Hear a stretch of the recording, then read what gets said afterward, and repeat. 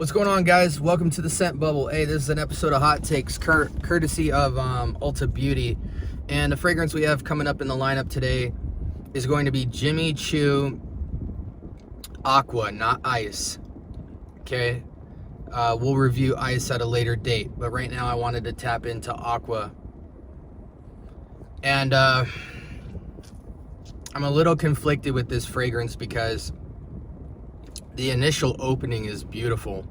It's similar to that Jimmy Choo Man, kind of this basil-y multi-blend of floral and slight sweetness. It does have the watery element to it, just a touch. You know, it's not super watery. It's probably like 30% watery. But what I love about the initial opening is I think it perfectly captures that kind of watery sweet, almost like an Invictus Aqua vibe, but I think Jimmy Choo actually rendered that DNA style much better. It smells more high quality, and the balance of the blend is done masterfully. Unfortunately, for a fragrance like this, I can't really recommend it as an above average fragrance because the projection and the performance seems, and again, this is a hot take, but it seems super weak because of the way that it dries down. When it dries down, it loses a good amount of that sweetness and kind of just turns into this metallic, sporty water fragrance, and it really lacks dimension and depth on skin, or in this case, on test strip. So that's really sucky. The dry down truly dries down like an Invictus Aqua or like a lot of the Azzaro Chrome fragrances. Just this light, fresh, metallic, slightly lemon-limey vibe.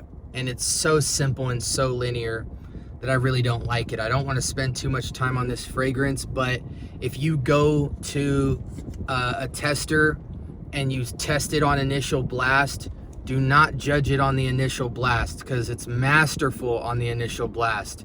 After not even 5 minutes of dry down, it completely loses all of the charm elements of what would make a fragrance like that worth it. You're gonna get a lot better performance and almost 80% closeness to this DNA without the sweet aqua note in Jimmy Choo Man.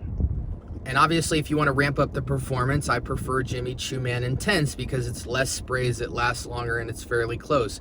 You might get a fresher, more aromatic blast out of Jimmy Choo Man Regular, but I think Jimmy Choo Man Intense is going to be the better long play for the purchase, even though in the opening and in the initial dry down or hour or two of performance, Jimmy Choo Man smells better.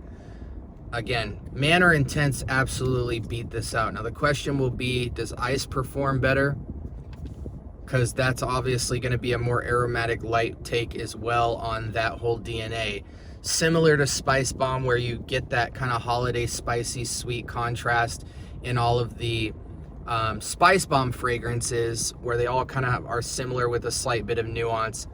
Jimmy Choo's line seems to be on par with that in terms of being a similar DNA structure with just the slightest bit of nuance. But I think performance and the fact that the DNA breaks down on dry down makes this a non-recommended fragrance. I give it a 5 or 6 out of 10. This is the Scent Bubble. Make sure you like, comment, and subscribe. More importantly, turn on that notification bell. And until next time, be blessed.